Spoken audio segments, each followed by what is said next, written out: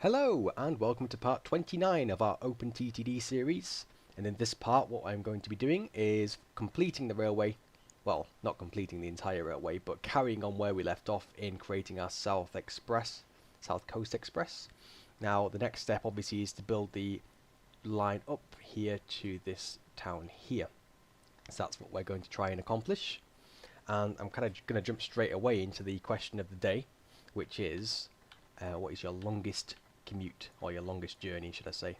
And for this as well I have drafted in a very special guest, which is Ashi, obviously my lovely fiance and housemate as well. So say hi, Ashi. Hiya. And she's just going to kind of talk about it as well, because there's only so much I can say. You've actually been part of a really long sort of journey, a longer one than myself, Yeah. which is about, what, how long ago was that now? About 2-3 years ago, I think. Yeah. Basically, at the time, I just started university in Sunderland, and Ashley'd been on holiday with her family, Mhm. and she had only one opportunity to come and see us. And what she actually did was she got basically travelled from Mallorca in Spain Yeah. all the way to Sunderland in pretty much one go, using every form of transport. Yeah. So I started at one side of the island, I suppose. Oh yeah, because Um. Mallorca's like quite a big island actually, isn't it? I think you can get from one side to the other in about an hour and a half. Yeah. Um. For people who live in America, Mallorca is basically a a smallish island in the Mediterranean Sea. Yeah. So I had a coach ride from there to the airport, and then a 2.5 hour flight. Um. And then a taxi from the airport to my house, unpacked and then packed again. Got a bus, then a train for 2.5 hours, God, yeah, and it's then a tram, wasn't it?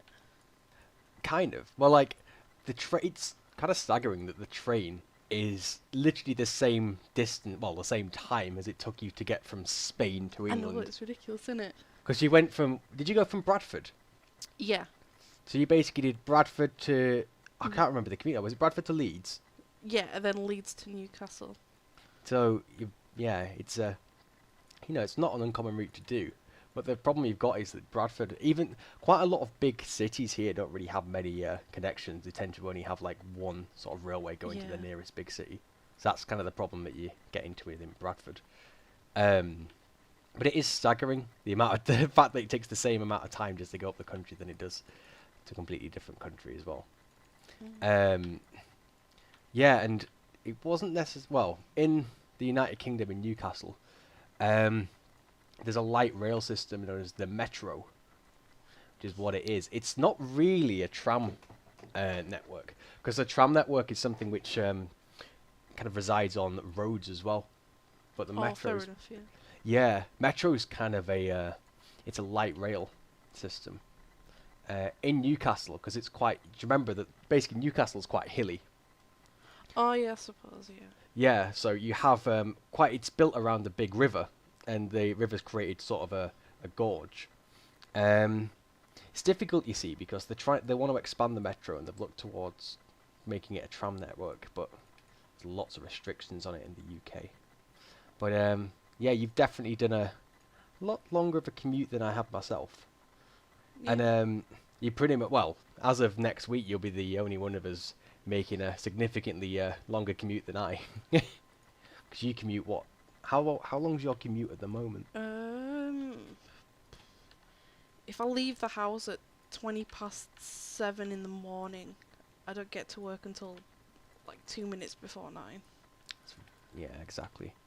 And you use quite a few different methods as well, don't you? Yeah. Because yeah, it's strange because there's so many different ways you can kind of travel to and from work. The majority of your commute is rail, though, isn't it? So Yeah. Ashley basically works on the Preston. I think it's the Preston to kind of designated the Preston to Manchester route, which is Yeah. currently getting electrified. So you're kind of hoping now that once it's electrified, you're going to get a more Trains. convenient Yeah. service. So how long is it you have to wait for the train when you leave now? Um, from work. Yeah. It's like a 45-minute wait for a train after 6 o'clock. Which is strange because the thing is, obviously, Ashley, you finish at 6, Yeah. and there's a train that you get at 6:45. hmm But there's all throughout the day, there's a train which would get you home at about 1:30. But for the 1 hour that you Yeah. finish work, it doesn't run. Like, it only runs on Saturday and Sunday, which is a bit pointless. And do you know why that is? No. It is because Manchester itself is a very, very big bottleneck on the UK network. So the problem Oh. you've got is, because it's peak time, as soon as you get to Manchester, that train doesn't actually have there's no space for it to get through the city. Alright, so. Yeah, because the thing is, for a company to put on, a train operating company to put on a service, they actually have to ask permission off Network Rail. And Network Rail needs to kind of look over and make sure that the entire track is going to be free. And the problem is it's so busy in Manchester that they just aren't allowed it, basically. Makes sense, I suppose. Yeah, because at the moment, as I've mentioned on here before, to, well, basically everyone, there's work going on in Manchester at the moment to try and relieve that bottleneck. Yeah. Because at the moment in the UK, the railways are actually used now more than they ever have been in the history of rail in the country. Mm. So there's a lot of investment going on around bottlenecks like Manchester. So we pass pretty much every day the Odsal Cord construction, which aims to alleviate a lot of that congestion. What's But that? No, what's that you doing there with the, like, why are you crossing over the... so what happens in here? Okay, so this works very similar to real life in terms of how signalling and junctions work. Well, the signals are subjective. Oh, But what I'm building here is a 4-track station for this town, right. okay? And this town here also benefits from it. So what I want to happen is, before the train, so these two lines here, Mm-hmm. these go this direction, and these two lines, they go that direction. Now Right. before the station, what I want is a quick junction here. So if one of the platforms are being used, the train has the option to go around that, you see. All right, to sort of bypass. Exactly, yeah. So that's why there's junctions at the start of these stations. So you're basically giving the train an option as to how to get around the Okay. something that might be waiting. Which again works similar to real life. So around us, where we are, there's a very, very small bit of track. So I'm going to demonstrate just on the map here. Yeah. Near Piccadilly, as I spoke about in the last station, you have a huge terminus here. And then there's just 2 sets of tracks that run behind. And there's a 4-platform station halfway up there, which is up Manchester Oxford Road. Oh, And then right. further down here, there's a station called Deansgate. Yeah. Deansgate is only a 2-platform station, so there is a lot of congestion. What you'll notice is a lot of trains actually avoid Deansgate because they just don't have the time to actually stop there. And it's kind of, you want to kind of avoid that sort of congestion on here where you can. It's very difficult in real life because a lot of railways have been around longer than most of the cities, really. So for instance, in Manchester, that railway that obviously we were discussing, that's been around a lot longer than the buildings and roads and things that are surrounding it. So they're now, because obviously the railway's been there, everything's built around that, and it's in a small pocket of space, really. There's nowhere to expand. So Network Rail would love to actually make it 4-track, but there just is not any room at all. Yeah. You'll notice that the railway actually just goes pretty much right to the edge of the buildings as it passes through. But does seem to be a bit more of a problem in the UK. I guess in the United States you've just got so much space to work with that cities tend to be a little bit more spaced out, apart from kind of large cities like New York and such. Mm. But it's interesting to see obviously how things are different. I might as well ask you some of the questions that we've actually Alright. posed before, because I'm interested obviously to see what input you'd have to them. A question we asked before was, what's your favourite vehicle? Which basically means, if you could ride on, if you could take a ride in any plane, train, bus, whatever, what would it be? Because it could be something like Concorde or... I'm trying to think. Because you're quite keen on planes as well, aren't you? Yeah, I was thinking of like maybe a 757 or A 757. a Dreamliner. 'Cause that's Oh, quite right. new. So I like really big commercial airliners opposed to it. hmm And we get quite a lot around here as well. Yeah. We've been trying to make time for quite a while now to actually get to the airport and just plane spot, basically. Yeah. Because we even get like the A380. Do you know what the A380 is? Yeah. Exactly. We get it's only on Tuesday for some reason, but we get the A380 landing, which would be pretty interesting to see. I saw the A380 at a an air show in London, in a place called Farnborough, and Oh yeah. it's pretty fascinating to see how basically there was two planes, quite common planes that were being demoed at the show, an Airbus A340 and an A380. Now what you'll see, if you see them both take off one after the other, the A340, because it's an older plane, it's so much louder, and you can see, you know the grass behind a plane, Yeah. so next to the runway, Right. Mm. it didn't blow as much as it did with the A380, but the A380 was quieter. You could physically see that the A380 was pushing out more thrust. It was literally, you could see it with your own eyes, and it was a lot quieter. Yeah. It's interesting to see how better the technology's got. And it's Oh. because the technology's a lot better, and because planes are a lot more efficient, that's why we have so many low-cost airlines now. Can you I know that like with your OpenTTD, it's more ground transport. Can you actually get planes in it though? You can.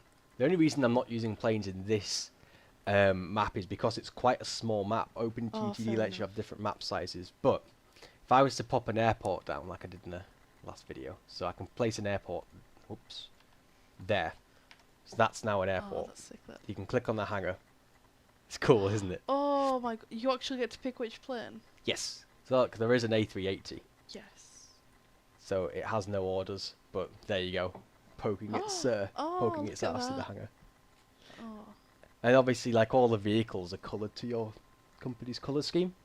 So that's only white and blue, because that's the scheme of our company. That's cool.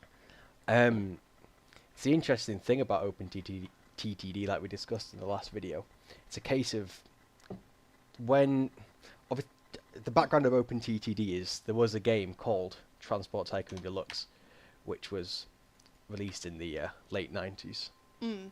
And this is an open source version of it. Now, because it's open source, you actually have mods for better airports, because there only used to be one airport you could put down. But you only have that selection of planes because of mods. Is it like OpenRCT? Yes, OpenRCT2 is very lightly Yeah. inspired from the OpenTTD project, because it's a game that's very, very similar, an isometric kind of view. It's a very Yeah, that's what it reminds me of. exactly. Well, obviously, Roller Coaster Tycoon is designed by the same person as OpenTTD. Is it? Of course it is, yeah. Oh right. I thought it was a different thing. Oh. Interesting story then, if you didn't know that. Roller Coaster Tycoon is actually developed from a bug that was, well, the bug itself was created from an OpenTTD bit of work. So what actually happened is both games are made by someone called Chris Sawyer. Yeah. As he was developing OpenTTD, he basically messed with the physics by accident and made it so that when you see, like, there's a hill here. Yeah. When the vehicle went downhill, it sped up massively, like a roller coaster. Oh. And then from there, he thought, well, actually, yeah, you could probably turn this into a different kind of game. That's really cool. Exactly, yeah. So that's why they share a lot of similarities. But the game itself, obviously, the games that he's developed are very easy to play games. They're very accessible games. Yeah. And I kind of respect him as a game developer. It's very, very quiet, very reserved. He's actually Chris Sawyer. He must have made quite a lot of money from the games that he's made. He lives in Glasgow. I was gonna say I didn't live in Scotland. Yeah, I'm pretty impressed that you. I remembered that bit. Oh, okay, and yeah, well, a lot of the buildings in OpenTTD are based off buildings in Glasgow Oh. that he designed. I'm going to try find one on here. Hang on. There is a specific building. I don't know if one of the mods that I have kind of takes it out. I think it It's may like do, old actually. English buildings. Kind of. There's some office buildings in the game. Yeah, I think one of the mods that I'm using kind of takes it out. But quite a lot of the original office buildings are designed off buildings in Glasgow. Right. But yeah, Roller Coaster Tycoon is based off the same game engine. Yeah. And Chris Sawyer actually developed these games pretty much from scratch using a coding well, not a coding language, but using something known as assembly. Is that before C? Yeah, basically, yeah. It's a low-level programming language, so it's very difficult to program in. So it's quite impressive that basically he developed an engine at the same time as producing a game. That's just unheard of now, because it's very difficult to do. Let's have a look. We need to build a station here. This is going to be our terminus for now. So we will build. Let's have a look. 5 platform. We need to lower this land first.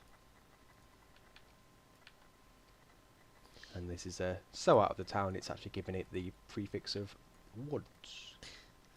That's cool. It's a shame that local councils don't put the kind of time and care into the stations as I do with these. As you'll probably Tell me know, about it. actually, our Levensham station is pretty kind of, let's say, deprived. Run down. Yeah. Yeah. In dire need of TLC, let's say. Yeah. But then again, they are very old stations. Yeah, I can imagine. Let's put path signals here. And that's basically that done. So let's just design this station. Let's have a look. So you've basically said the Dreamliner, Yeah. haven't you? But do you have a favourite train? Well, if you know any trains, I understand obviously trains to you aren't as big of a thing as they are to me, but it's interesting to see from the perspective as someone that, you know, just kind of... I like the rides them. talking ones, so welcome to the first Trans-Pennine Express service too. Oh, okay. Oh, the ones we used to get on. Automated. Yeah, okay. I like the tables. Yeah, well, that's quite a modern train, you see. So that makes sense. Yeah. So that one, Trans-Pennine, basically over here we have a train company known as Trans-Pennine Express, which run express services in the north of England. And they basically bought all those trains themselves and just run them. Our service that we get to work has actually been replaced from a lovely Class 185, which is a very new train, to a very old one. But yeah. And I know that you know about Pacers as well. Oh god, yeah, the one that I get in the evening usually. Yeah, you see, even then over here, the Pacer is a very unpopular train. So, oh, okay. I just said the Pacer is a very unpopular train, and my iPhone just kind of woke up and thought I'd summoned it. Okay, but That's yeah, the one with the it's got like wooden ladders inside. yes, it does. Like what? Yeah, it literally has just wooden ladders like posted just inside the train. Pacers over here, basically. In the 80s, there was a very difficult time for British Rail, just before privatisation. They were losing a ton of money on a lot of lines, so that was literally a project to create the cheapest possible train. 4, 5. And the reason that it's so, well, crap, in terms of it's very, the ride quality is terrible, and there's tons of problems with it. It's unreliable, it screeches horribly round corners. Yeah. It's because it's actually built... It's literally... The design of it is they took a load of freight wagons that they didn't use anymore, took a load of buses from a company known as Leyland, which is very close to where you work, up near Bolton. Yeah. They took the wheels off the buses, which is contrary to the song, and put them on old freight wagons, and there you go. They just welded it, changed it around, and they made trains literally like that. Bus train. Yeah, bus trains. It's not the same as Airbus. Thankfully, Airbus isn't just God, yeah. Leyland buses with wings on them. although they'd probably be quieter. But yeah, so paces are a big no-no. So they're getting out. They're getting replaced soon. Northern has said that they're ditching them. Isn't it 2017? 19? Was originally going to be by 2020, because that's when in the United Kingdom we have to have every bit of public transport disabled access, Ah, right. which is a pretty decent step forward. See, I've created a railway now up to this town here, okay? So I've created this. Let's get rid of these signs. Oh, right, yeah. So these were just signs that I've put down just to aid. So you see here the fact that this track's all rusty and stuff, it's not being used yet. So I'm building down here. So in this series, what we're doing is we're building something over every bit of this map. So you've got towns and industries in OpenTTD, and I'm going to make sure I connect everything together. Now, we're actually creating a Southern Express here, so there's going to be, down this south coast, there's going to be an express service. And we've actually got pretty much halfway with that. Right. And what alongside that, like you do in real life, you have kind of local services. Yeah. So this would be, let's imagine that this is an express. You'd have obviously services which don't stop at these little crappy towns and stuff. Yeah. So we're building it bit by bit. So I've finished the next section, and now what I'm going to do is add trains to that route. But again, Oh, let's have a look. that's really cool. Yeah, I mean, it was actually Ashi that I went urbexing with. So what we did is, yeah. you remember that, don't you? Yeah, yeah. That was good. So what we did is, I've always had quite an interest in disused railways, and very, very close to Ashi's parents' house, there is well, there's quite a lot of disused railways. Yeah. There's There was like 2 or 3 lines, wasn't there? yeah, so literally, Ashi's parents live opposite a path, and the path is literally built on the old grounds of a railway. And actually, should I stop there? Yes. What we did is we found there are 3 railway tunnels that converged very close to Ashi's parents' residence, so we went and explored them. Unfortunately, one of the tunnels was locked and the other one's flooded. It's interesting to see. You can still see remnants of this 1960s railway just in the British landscape. It's very eerie, isn't it? It was quite scary when you got to the entrance that was like gated off. Exactly. So how it works is a field, and in this field is a big kind of mound, which doesn't look unnatural, but it is actually unnatural. It's literally built to stop people looking at to kind of discourage people from going up to the entrance of the tunnel. And you go to the top of this mound and look down, and you can see kind of you see a railway tunnel sort of hidden in all the overgrowth and such. We had to literally, I can remember we had to we had to have a rope, yeah. Yes. So we we tied a rope to a sign that literally said danger, keep out. And from there we abseiled down this very steep hill. It must have been a 45-degree hill. And had a nosy round. I think I want pictures somewhere, but... Yeah, we do. I think we have. They're on an urbex forum, aren't they? Yeah. Somewhere, but yeah, we did that. Unfortunately, there was a padlock combination on it. I was like, no. If you actually go inside the tunnel, it's very, very creepy. There's and there's quite a lot of sort of disused artifacts in the UK like this. So there's just a tunnel underneath a residential area, but underneath this tunnel, if you were to go in, there's things like there's just a shoe. A boot, yeah. Yeah. And it's just left there to rot. So it's very strange. Yeah. Why There's a crutch if you go far enough down. So somewhere there's just a crutch that somebody left inside a tunnel. Yeah. And there's some sleepers and stuff they've left in the actual pieces of rail. You see, I'd really love to get inside it. Just like get one of those sleepers and just like hang it on the wall. In the wall. Yeah. It's like, hey, this is like a 150-year-old sleeper. Do you know what it is? If there was ever a way to get those disused railway bits back, and you could sell those sleepers as this was here. I'd Like- make like benches for gardens. Yeah, benches out of the old sleepers. Yeah. That'd be really cool, wouldn't it? Merchandise around disused rail. That's cool. That. Because there's like people over here who can live in houses which are literally converted stations, like with platforms and everything. Yeah. Like, that is like my ideal house. I'm just going to lay this on the table now for our relationship. All right. Okay? The dream house that I have, and it is a deal breaker, is, we're having a station. Is there any in New York? There is, actually. Nunnington is one. There are lots of near York. York had a lot of disused railways. We'll have to have a gander. Exactly. What it was in the UK, how we've come to have so many disused railways. Basically, railways were obviously around before cars.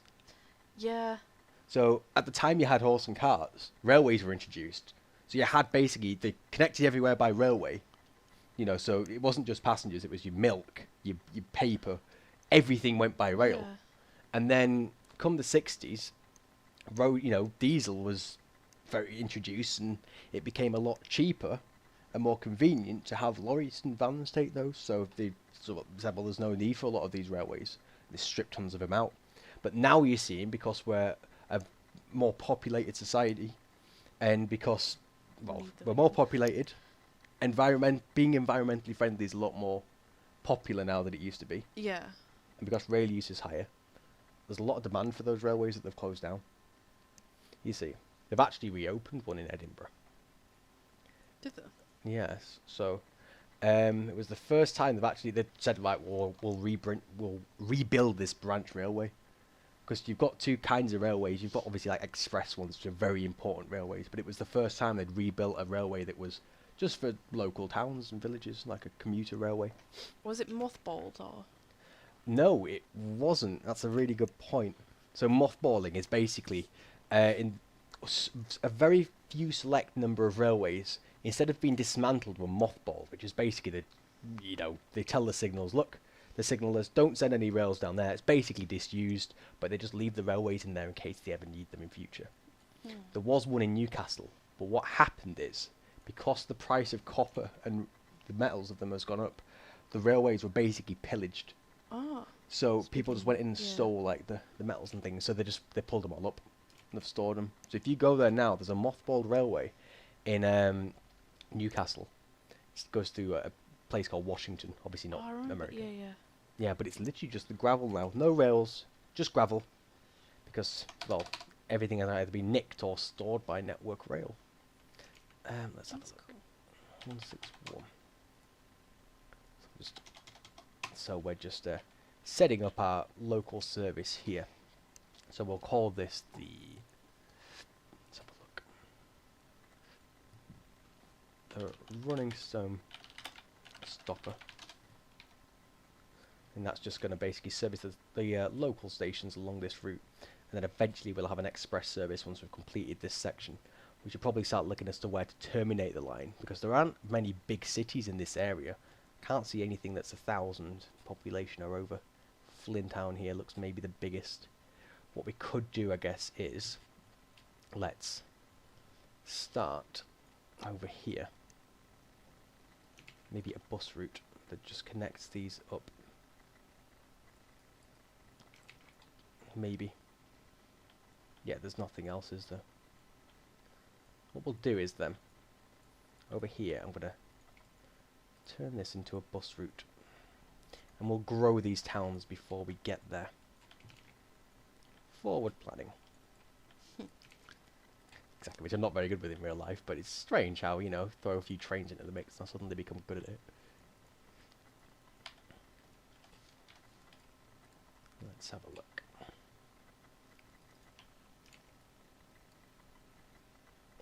So let's remove this. Very looking forward to flying for the first time in a long time as well. Oh yeah. You haven't been in ages. Yeah. So we've booked our first holiday together. Well, hey. And I've not flown for about, it'll be nearly 9 years. I'm very looking forward to getting back in an aircraft as somebody used to fly. It's been a long break. Yeah. Right. So there we are. So we're going to leave those buses just to create a bit of growth in that area. This now is done. So how many trains should we have on this route? I'd say 5. Don't want to congest it too much. 1, 2, yeah, 5. Because they'll basically be 4 out. There'll be 1 train which will usually be in the depot. Apart from that, let's put this on here. Cool. So what we've basically done in this episode is we've extended the South Coast line up to Dononsea? No, we haven't. I'm going to rename that station. New Buntfield. Right. I'm not going to rename those though. These can be called the Running Stone stoppers in memory of its first name.